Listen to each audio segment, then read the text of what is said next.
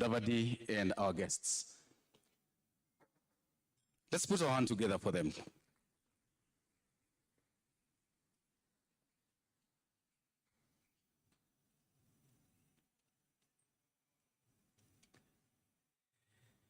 Let us remain upstanding as we welcome Sheikh to give us a word of prayer. And before that, we're going to get the national anthem and also the East African anthem. National anthem.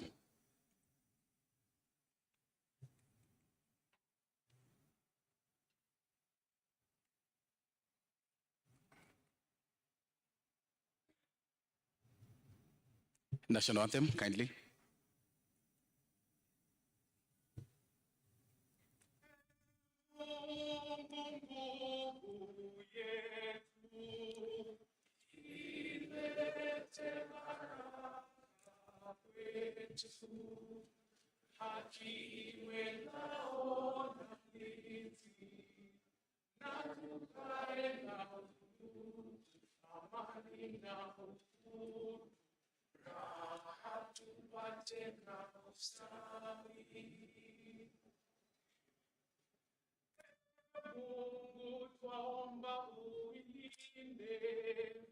Jumuiya Afrika Mashariki, tuwezeshe kuishi kwa amani, tutimize malengo yetu. Jumuiya yetu sote tuilinde, tuwajibike, tuimarike, umoja wetu ni nguzo yetu, jumuiya yetu.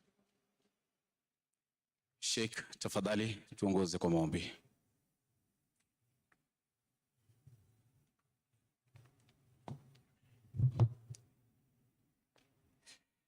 In the name of Allah, the most compassionate, most merciful, all praises for Allah, Lord of all worlds, the most compassionate, most merciful, Master of the day of judgment. You alone we worship, and you alone we ask for help.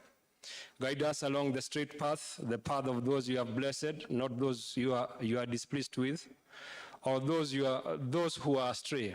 Ya Allah, we call upon you by all your glorious names, Ya Karim, the benevolent sustainer, rectify all the affairs related to our nation.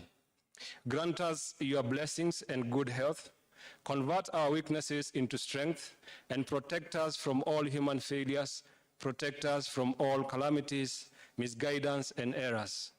Grant us complete safety and good health as we trust your hands that take care of us every time. Put your love in our nation and make our people to be obedient to you and to love one another. Make us more conscious, make us more generous, make us more charitable, make us more respectful, make us more knowledgeable, and make us more sincere a people. We pray all this believing and trusting in all your holy names and supplicating for peace and tranquility to prevail upon all your prophets forever and ever. Amen. Let us be seated kindly.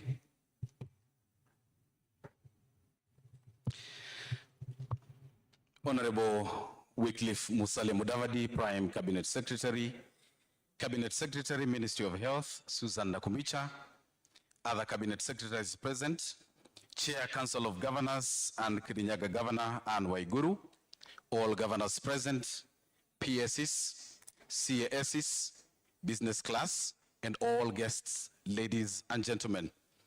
With your permission, Honorable Prime Cabinet Secretary, I now invite Mr. Harry Kimtai, CBS, Principal Secretary for Medical Services, to make his remarks and welcome remarks too. A round of applause.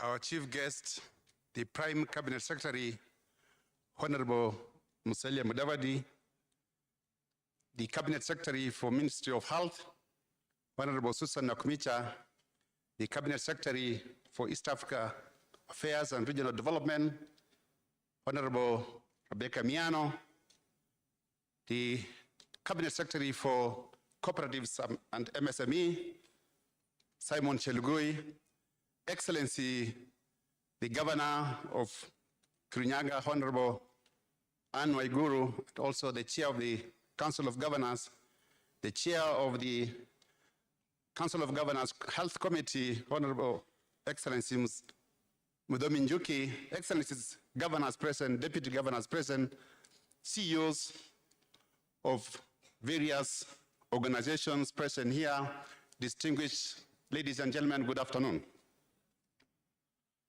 It gives me great pleasure to welcome our Honorable Prime Cabinet Secretary who has joined us this evening in this important occasion on the National High-Level Dialogue on Health Financing. The National Health Financing Dialogue is a meeting that brings together stakeholders in the health to discuss opportunities and challenges around increasing domestic processes for health sustainable financing. This dialogue is a follow-up of AU commitments made and adopted by heads of state in 2019 during the Africa Leadership Meeting in investing on health. On the sidelines of the 32nd Ordinary Assembly of the Heads of States and the governments of the African Union, they agreed that they must increase investment in health. And the outcomes of that meeting was to realize the following. One, to increase domestic resources for health, efficient utilization of available resources, to support and accelerate attainment of the universal health coverage. The deliberations of this dialogue, today's dialogue, will present the country's position paper on implementation. So basically, this is a follow-up to the AU resolutions. The paper that is going to be presented here today during this Sectoral Council meeting, this paper that will be gotten here today is going to be presented in the EAC Sectoral Council meeting that will be held in October 2023. Indeed, Prime Cabinet Secretary, the Ministry of Health has made tremendous efforts in addressing existing challenges relating to inadequate financing for key priorities such as human resources, health commodities, infrastructure, and information systems. However, a lot still needs to be done to improve health outcomes of our citizens. Thus, the need for such a forum in advocating for increased investments in health.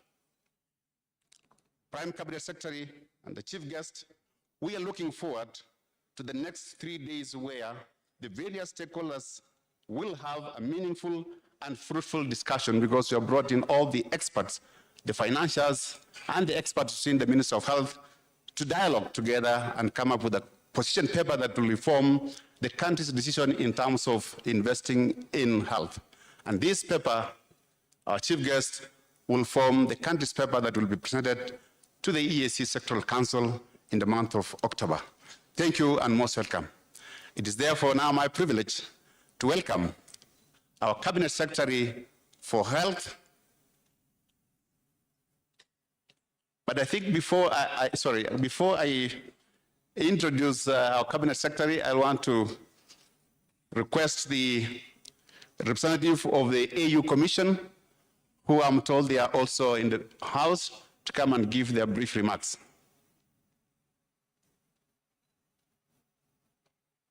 Yes, Mr. Yilo, welcome. The AU Commission.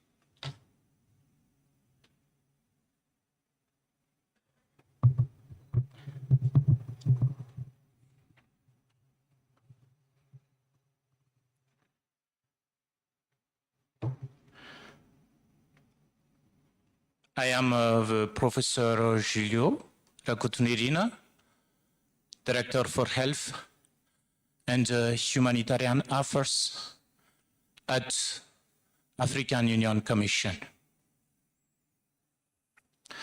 Your Excellency, Prime Cabinet Secretary, ladies and gentlemen, all protocol observed,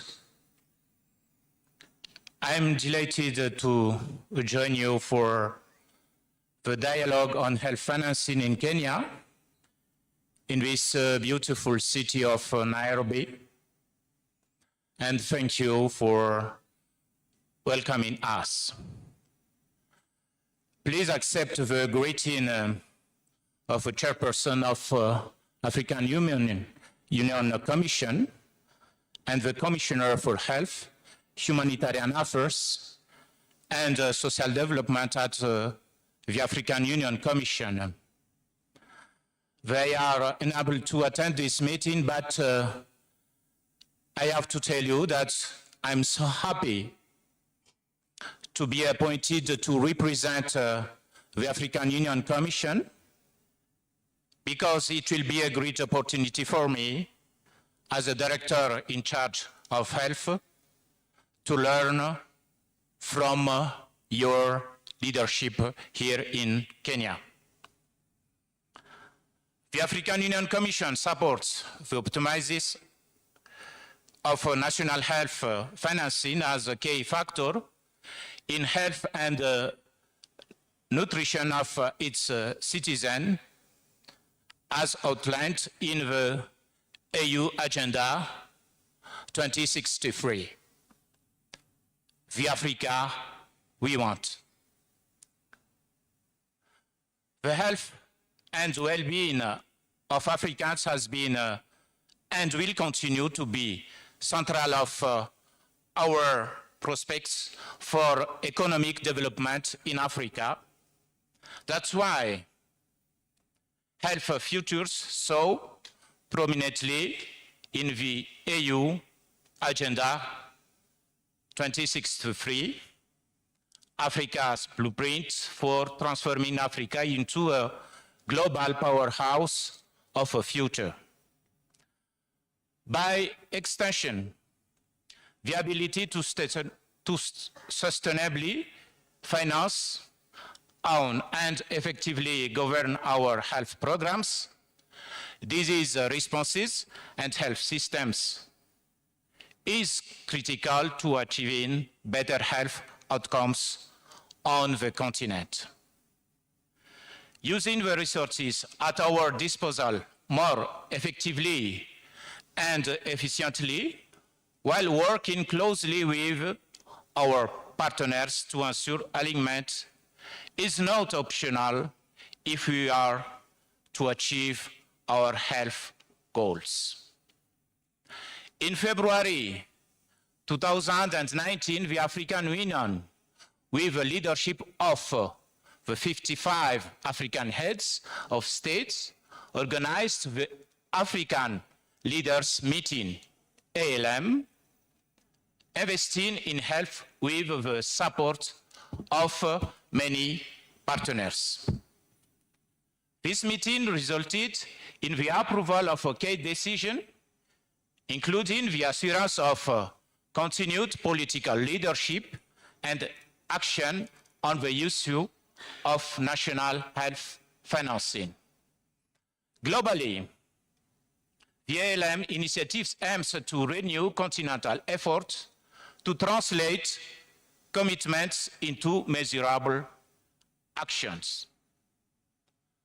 The African Union Commission, in collaboration with FDA NEPAD and the African Regional Economic Communities, is implementing the ALM agenda.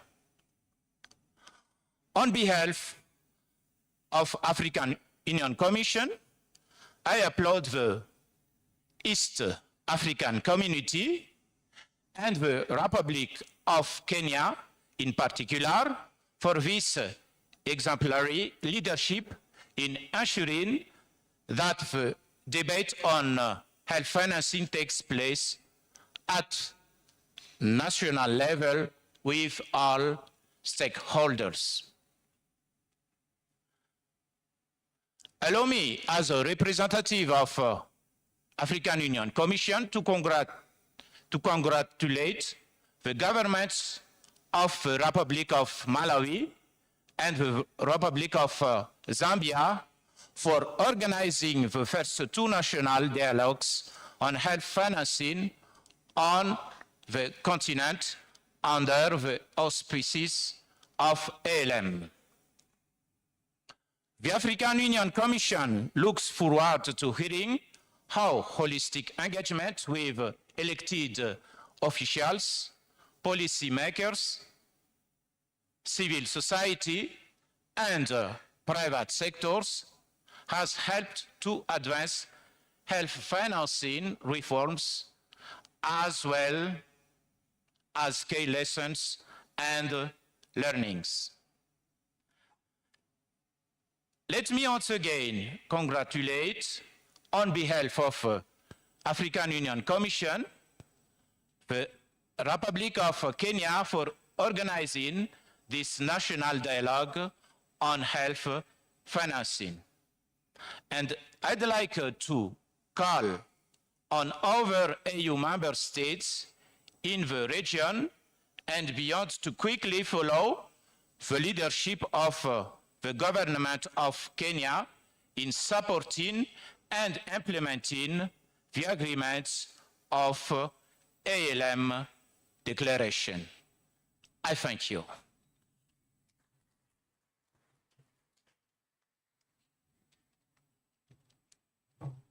Ladies and gentlemen, let's give him another round of applause.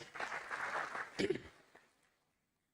Prime Cabinet Secretary, Chief Guest, allow me then to invite the Chair of the Health Committee of the COG, His Excellency Midomi Njuki.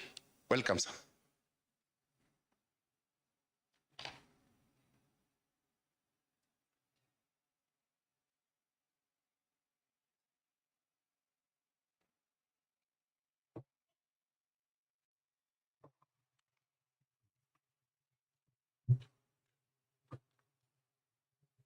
The Cabinet Secretary, the Prime Cabinet Secretary, Honorable Musalia Mudavadi, the CS for Health, and all the other CSCs present, the Chair of Council of Governors, and all my colleague governors present, PSCs, development partners, and all the sagas involved, deputy governors, ladies and gentlemen. For the interest of time, I have been given a speech to read, which I do not want to read, because we all know why we are here. It is simply because of health financing. Health is basically devolved, and as a Council of Governors, we take special interest in the health financing simply because that is where the disconnect is between the reality of what we want or what we desire and what is actually on the ground. Allow me to note the Chief Guest. That is not the first time we have this kind of meeting in Africa. We had one in Abuja in 2001, and we agreed that we upgrade our financing to the health to at least 15%. Recently, we met in Addis Ababa in 2019, February, and you know what we agreed about upscaling the financing. Today, we are here in Nairobi. I don't want to see the same talk, but I believe having gone through it several times, now we have a reason to take it more seriously, because the universal health coverage in Kenya, which has been our dream for quite some time now, in several dispensations of government, including this one of His Excellency William Ruto, the desire to ensure that every Kenyan has a right to affordable healthcare, not only just affordable, but also when it is required. And we note as Council of Governors with a lot of concern that as governments, we have been very focused on the issue of curative, which is very expensive. We wait for our people to get sick. We take them to hospitals. You buy magnificent big equipment that are very expensive. And of course, we pump a lot of money into medical supplies and commodities just to take care of the curative aspect.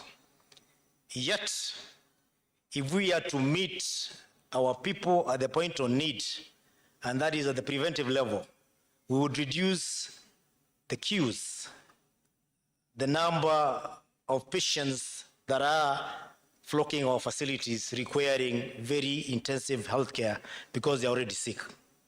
That is why the two levels of government this time, Your Excellency, the Prime Minister, we have agreed that we're going to invest more in preventive at the village level, where we have agreed to pump resources to train community health promoters, empower them to ensure that they have the basic training of our people and follow-up to ensure that we reduce the queues at the hospitals. You'll be surprised from our calculation, we've realized it is 10 times cheaper when we invest in the primary healthcare at the preventive level rather than when we wait for them to come to the hospitals. A very ambitious program that is being rolled out between the Ministry of Health and us as a Council of Governors, and what we call the primary healthcare units, where we've discovered that because of lack of a system that governs how we take care of our patients, we have had a breakdown of systems, and we do not have the category of, we do not have comprehensive referral system that is guided by principles of diagnosis. You will be surprised that our level 5s and level 6 are congested with patients who have done themselves a self-referral. You have a headache at the village level, you don't want to visit your dispensary because you feel I can only get cured at level 5, at level 6. So you take yourself there, you queue among the others who are very critically sick, and at the end of the day, most people who are critically ill end up not getting justice because they are competing with the ones who just have a flu, they have a headache out of maybe fatigue that would have been cured at the dispensary level. And that is why we welcome, as the Council of Governors, the move by the national government to jointly create a system that has got primary healthcare units that are going to be domiciled at the sub-county level, that do not allow patients to self-check themselves, or rather to self-refer themselves to the county level or the level 5. What that will do is that the most critically ill people will get treatment without a hassle at the level 5s, while we take care of this other level, which is domicile, or it is anchored on primary, or what we call the CHPs. Initially we used to call them the CHV. CHV is supposed to be the community health workers or volunteers. We have now renamed them. We realize volunteers sometimes don't have a responsibility, and we rename them to promoters, which gives them a self-esteem because they are now promoting health at the primary level. Lastly, Your Excellency, as the Council of Governors, we've realized that our nation has had a very heavy investment by the development partners on the primary health care. Sometimes you'll be surprised that they even invest more than we do as a government. I'm talking about programs like Danida, who have been taking care of our level 2 and level 3. But that funding at all levels, since Kenya has become now a middle income country, it is dwindling. And they know it. We have been having a conversation around it. So what is the solution of a donor-funded system which slowly the donors are pulling out? If we don't invest and match what they've been giving us, it means very soon our system will collapse. We'll be having expectations by our clients, same or even more than before, or higher than before, but we'll be having less resources. That is why we have agreed, as Council of Governors, we must ring-fence all the resources that are realized from our facilities, because from level 4, 5, and 6, it is not free to be treated. They pay But most those resources, because of the law that we have in place, which is well known to the Treasury, all the money is collected at the county level. It does not matter whether it's from a patient, whether it's from a mama boga, all of that money has to find its way back to the Treasury. And then the Treasury allows us to use it again. They channel it back to the counties. Where does it find its way? At that time is not a priority. You are dealing with MCAs who want salary increase, you take the money there, the money that was collected from hospital. You are dealing with bad roads that the community is screaming about every morning. The money that was collected from health facilities find its way to the roads. Do the health facilities make noise? Of course not. They are silent. If you look at the cadre of employees that we have in hospitals, they are professionals, they are very quiet. They give and they don't expect anything back. So what have we done to cure this? We have agreed that all counties pass a law we call Facility Improvement Fund, which basically means all monies collected from the hospitals has to be ring-fenced, and it is supposed to utilize in those hospitals to improve the healthcare in those hospitals. That way, we will be having at least a reduced burden of having to wait for resources from the national government, what we normally call the normal disbursement that you know about, that we always, we are civilized governors, so we don't go to the roads with twigs and say akietu. But we hear it on the media. It may not be by us, it could be by our people. But when we have delayed disbursement, at least the Facility Improvement Fund, which is supposed to sit in our counties in special accounts, or rather what we call special purpose account, will be utilized at the health facilities. To date, out of 47 counties, 25 counties have already passed that bill. It is now enacted in most of those counties. We have urged the other counties that are not passed the same law to expedite it, so that by the time we are rolling out universal health care, we will be in a place where we can say our facilities have self-sustainable programs to address health issues. Lastly, Your Excellency, I can see the chairman of National Hospital Insurance Fund here. Out there, 90% of the health facilities in Kenya are public. The people who contribute NHIF mostly are employees of the national government, also the private sector. But you'll be surprised to know, because public facilities also are not very aggressive in reclaiming the National Hospital Insurance Fund refund. 90% of those resources go to the private hospitals, yet the private hospitals are only 10%. 10% is what finds its way to the public facilities. What therefore can we do as a government and as a people to ensure that we have a balance, so that at least what is contributed by taxpayers of government of Kenya can find their way to help very needy people at the village level in our public sector. We have to improve the facilities, we have to be more aggressive, and also, I don't know what can be done, but Bwana Kamau has an idea what can be done, so that we can have more claims by the public facilities rather than the private sector. I have nothing against private sector. My daughter is doing medicine, and a clamor is not to go and serve the public. She wants to do a hospital. So we shall also be having one very soon.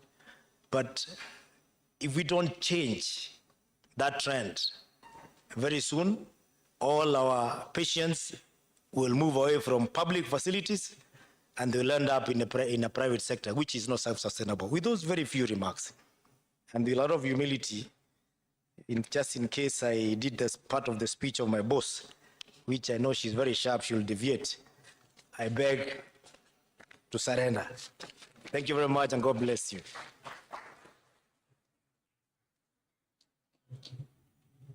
Thank you, Excellency.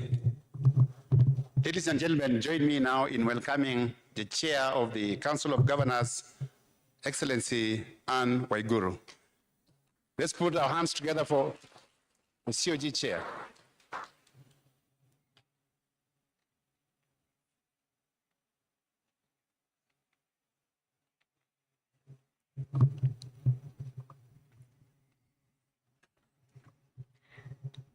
My colleague has said everything I wanted to say, but I will try and just sum it up.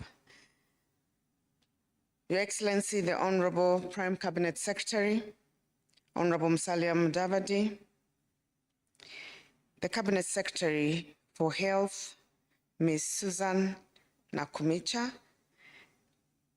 other Cabinet Secretaries present, my colleagues who are here, led by the Chair of the Health Committee at the COG, Governor Muthomi Njuki, the Governor of Meru County, my sister, Excellency Kawira Mwangaza, and the Governor for Elgeyo Marakwet, Governor Wesley Rotich, all other deputy governors who are representing their governors who are here, the PS, State Department for Medical Services, Harry Kimutai, and PS Public Health, Mary Muthoni, national and county government officials, East Africa community representatives, development partners representatives, representatives of civil society and faith-based organizations, members of the press, all distinguished guests, and all protocols observed, good afternoon.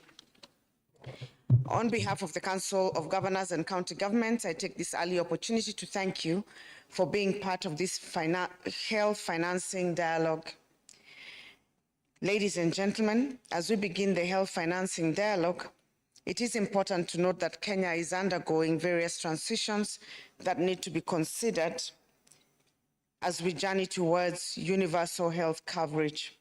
Let me point out a few important issues in a very summary format. First and foremost, the demographic transition in Kenya is happening. As fertility declines and Kenyans live longer, we have begun to see a dramatic improvement in the dependency ratio, with the proportion of working age Kenyans growing much faster than the young and elderly populations that depend on them. As such, we need to ensure that our health services are responsive not only to the younger population, but also to senior citizens and other special groups such as persons with disability. Second, the issue of disease profile transitions. Kenya, like many lower middle income countries, face a triple burden of disease, battling communicable diseases amidst a rising burden of non-communicable diseases and injuries. It is worth of note that a shilling invested in preventive healthcare has been found to save 5 shillings in direct medical costs and up to 11 shillings on the overall costs, factoring in other potential losses like individual productivity and caretaker costs. Overall, countries that do not invest in preventive healthcare have been found to spend much more per capita cost for health in both direct and indirect costs. Third, on the issue of donor health aid transition, development partners continue to play a key role in Kenya's health financing landscape, as my colleague has mentioned, particularly in HIV/AIDS, TB, malaria, and other strategic programs. Following the rebasing of Kenya's economy to a middle-income economy in 2015, most donors have started reducing funding support to Kenya. As such, there is need for progressive increment of local resources to health. Fourth, the role of the private sector. Public-private partnerships in which the private partners bring capital are a powerful tool for off-balance sheet financing of public projects. This is especially important when we are operating in a context of restrained fiscal space. We need to embrace private and public partnership more while ensuring that the options proposed are commercially viable and have acceptable levels of risk to government. Distinguished participants, in light of those above considerations, I will highlight a few county government priorities with regard to domestic resource mobilization. Number one, we intend to progressively increase the health sector budget annually to cover the drop in external financing. Ultimately, we will increase the government allocation. We should work to increase the government allocation to the health sector from the current 11% to 15% in line with the Abuja Declaration of 2001. Further, a model law, as you have been told, of the Facility Improvement Fund was generated by the COG, and county governments have already begun to adopt it. FIF will guarantee that health facilities are able to easily absorb the operational and maintenance costs. 2, that we will work with the national government to implement the President's agenda on health insurance coverage for all, and indeed UHC for all Kenyans. As we do this, we will work towards ensuring that the NHIF reimbursements to public health facilities are predictable, timely, and reliable to allow health facilities to better plan and meet the health needs of the catchment populations they serve. Number 3, that we intend to leverage on private sector investment to health through entering into accountable PPPs. Our request to the National Treasury and to Parliament is that they speedily put in place the necessary legal infrastructure that will facilitate PPPs at the county level. Number 4, that funds such as JUN, Linda Mama, Linda Jamii, and health insurance subsidy programs are expeditiously be disbursed to counties. And number 5, that the financial burden of the human resource for health be discussed and a sustainable solution found. Counties to date continue to bear the burden of cost of specialists who are undergoing training, yet they cannot replace them. Given that the Ministry of Health is responsible for the training of medical officers, the Ministry of Health and the National Treasury need to make provisions in every budgeting cycle for the payment of personnel emoluments for these doctors to allow the counties to replace them and guarantee service delivery. Finally, ladies and gentlemen, county governments are fully committed to providing the highest quality of health services and maximize opportunities for disease prevention, treatment, rehabilitation, and care. That's our commitment. Today, most county governments invest over 30% of their total budgets in health, evidence of their commitment towards the achievement of UHC. We want to thank you for your partnership and support as we continue to walk this journey. Thank you very much.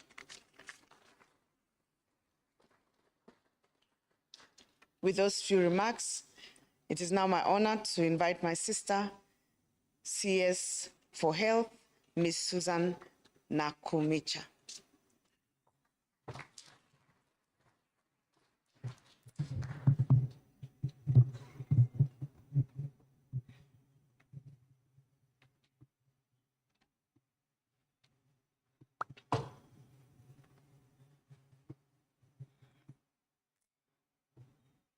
Prime Cabinet Secretary, and thank you very much for gracing this occasion as the chief guest. The chair of COG, my colleague, Cabinet Secretary is present, other Excellency Governors present, the chair of NHIF, distinguished guests, ladies and gentlemen. It is my pleasure to host this first National Health Financing Dialogue following the Africa Leadership Meeting Declaration of 2019. Kenya is the first country in East Africa and the third country in Africa to hold this very important national dialogue. Prime Cabinet Secretary, in 2015, EAC mandated the development of a sustainable financing analysis report on universal health coverage with specifics on HIV coverage for the region, following which an enhanced framework of action for all partner states was formulated.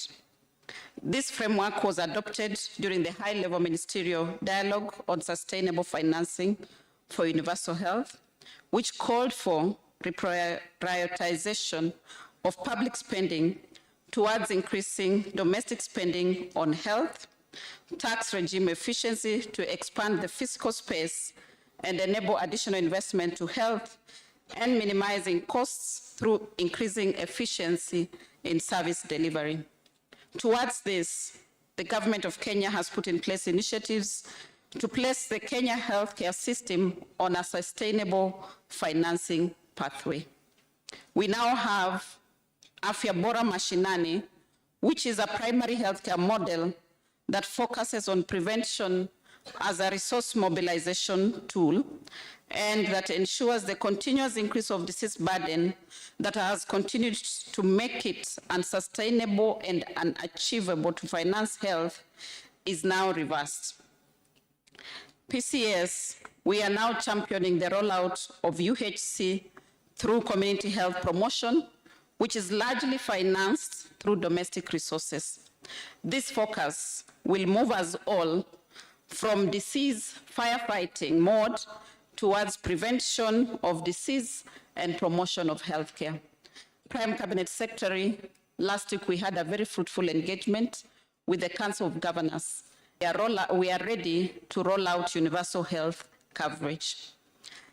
The government is focused also on strengthening local manufacturing of strategic commodities as a channel for mobilizing resources through efficiency gains that are realized and other key benefits, including enhancing the efficiency by shortening the cycle of procurement, increase the speed at which the finished products get to health facilities. Prime Cabinet Secretary, to address the high cost of health products, the ministry is leveraging on a robust ICT infrastructure to guide on result-based commodity financing with benefit maximized through supply of essential commodities that are aligned to our unique epidemiological context. Economies of scale in purchasing of health commodities and technologies is intended to support the public and private sector to access quality products at competitive prices and eventually pass those benefits to mwananchi.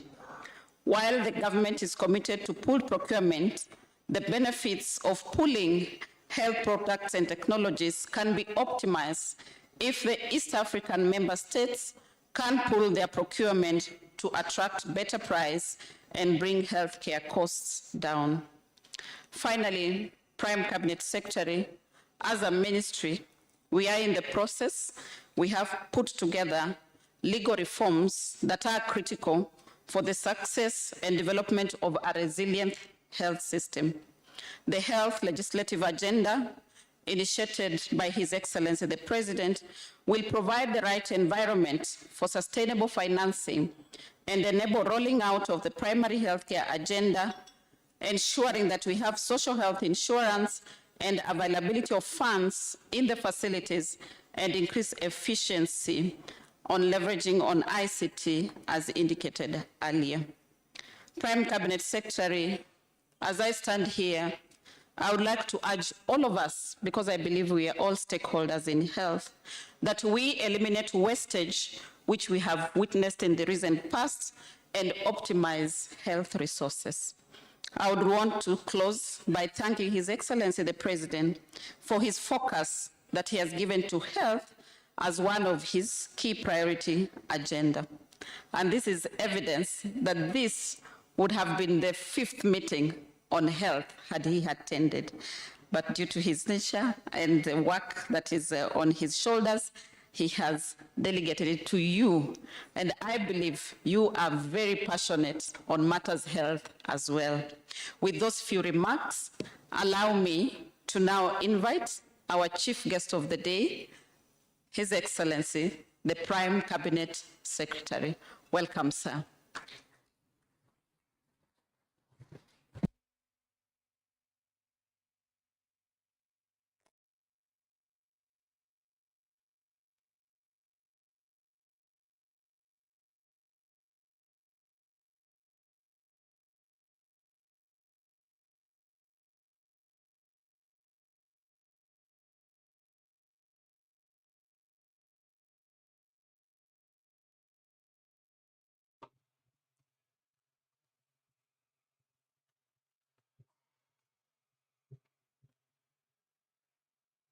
Good afternoon, ladies and gentlemen.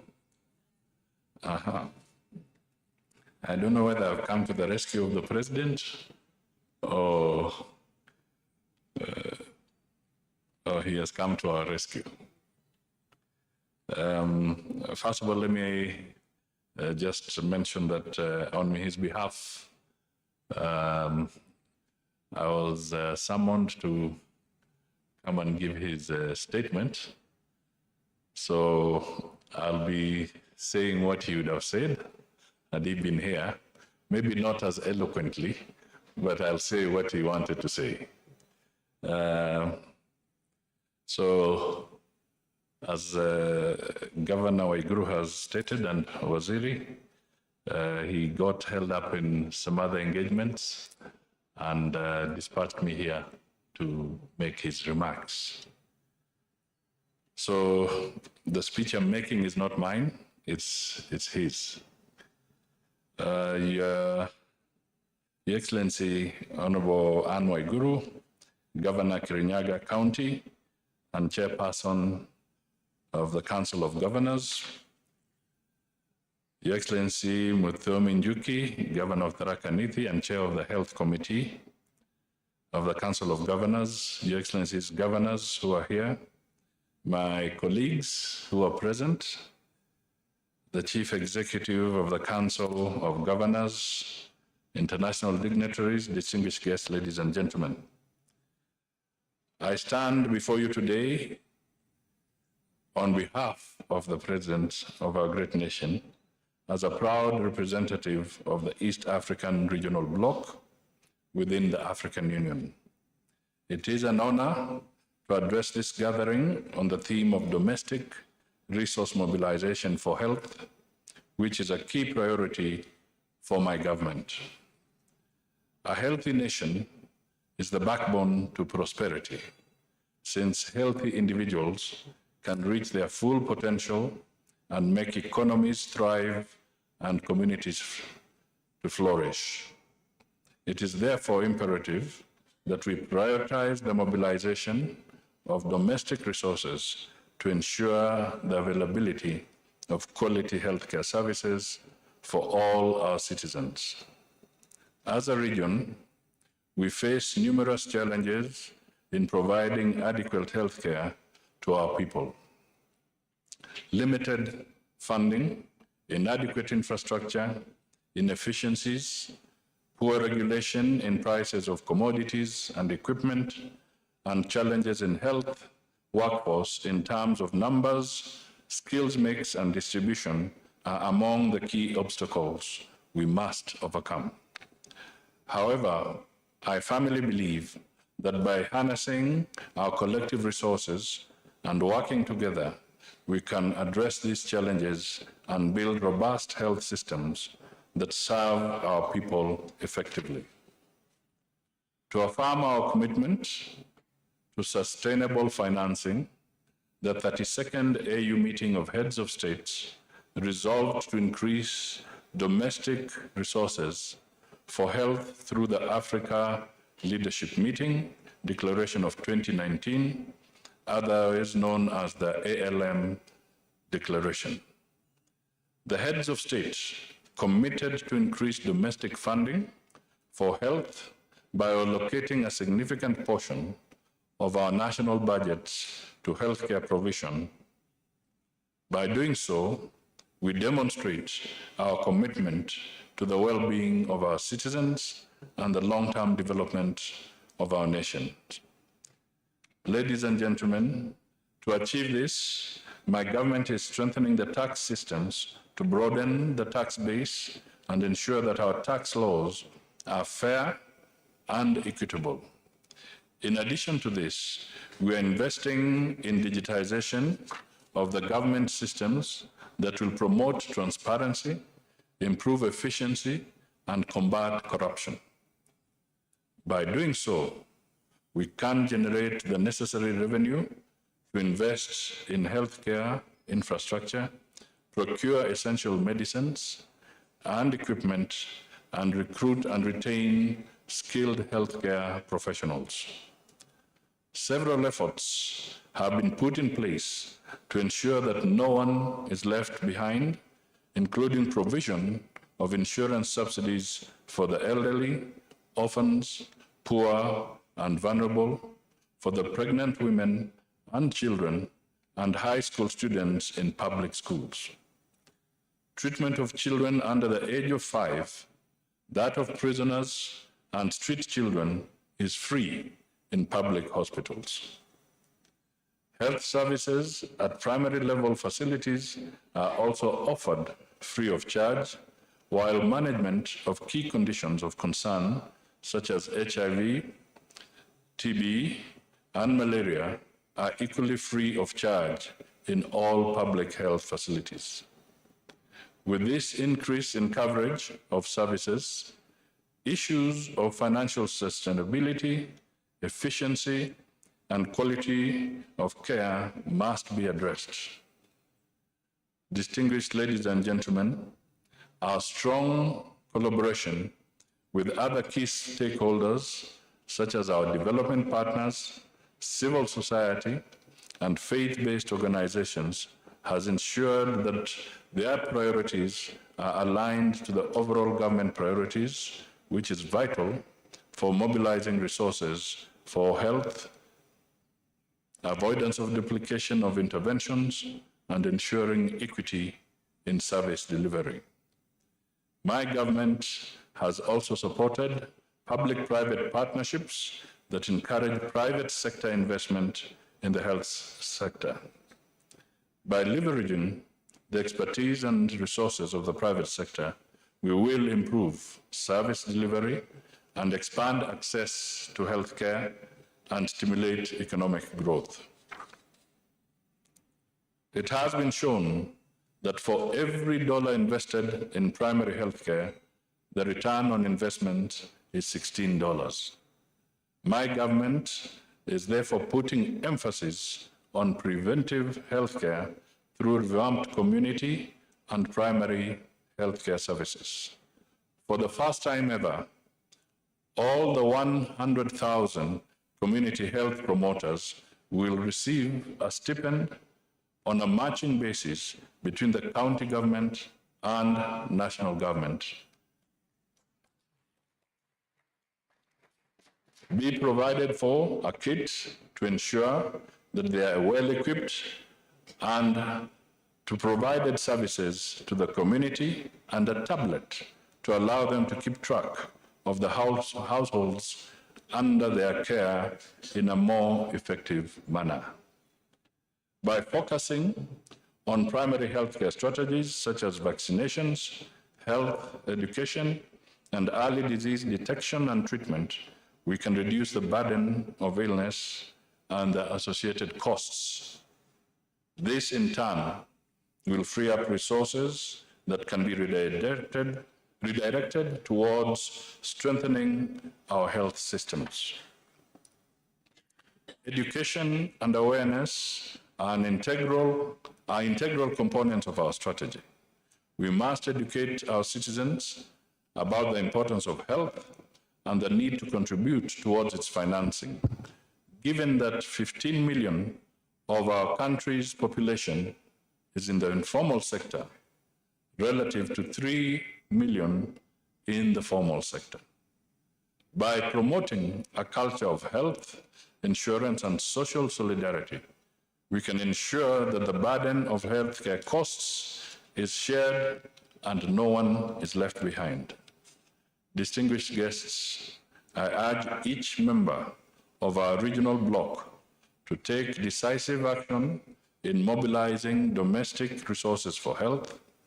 Let us collaborate closely, but share best practices and learn from one another's successes and challenges.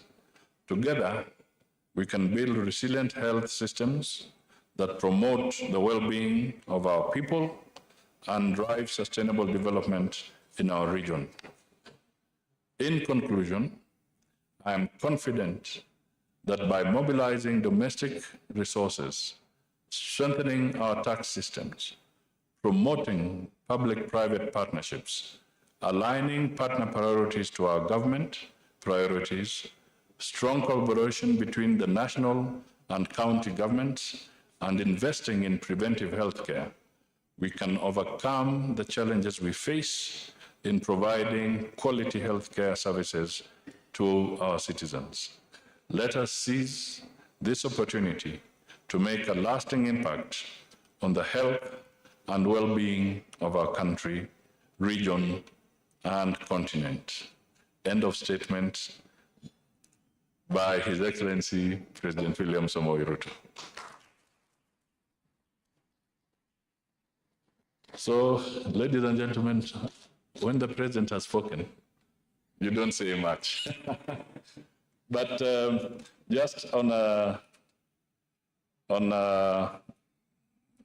lighter note, just maybe 2 points. One, it's important to note that in this year's budget, 2023-2024, the government has set aside about 141 billion Kenya shillings for the health sector, which is a very may not be enough, but it is quite substantial under the circumstances that we are in.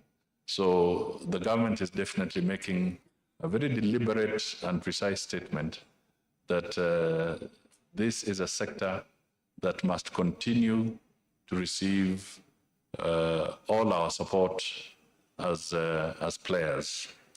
The second thing that I can only say is that the private sector must also enhance its footprint in this sector of health. It's not possible for us to just carry this from the taxpayers' money. We will need the support and involvement and partnership of the private sector. So my only message to you this evening is that let us not view the private sector as the opposition in this sector.